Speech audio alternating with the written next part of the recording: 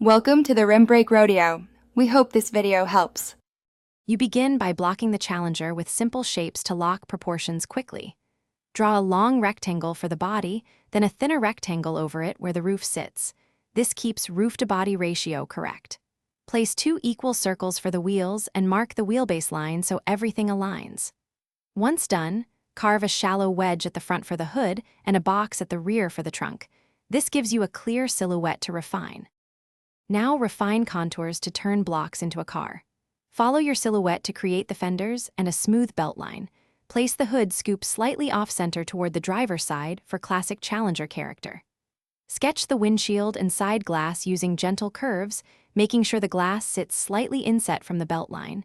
This prevents a flat, glued-on look. Define wheel arches to wrap around the circles, then add basic rim shapes and tire thickness to ground the car visually. You finish by dialing in the details that make it a Challenger. Place split headlights and a horizontal grille, then add mirrors, handles, and the signature rear taillight bar. These define model identity.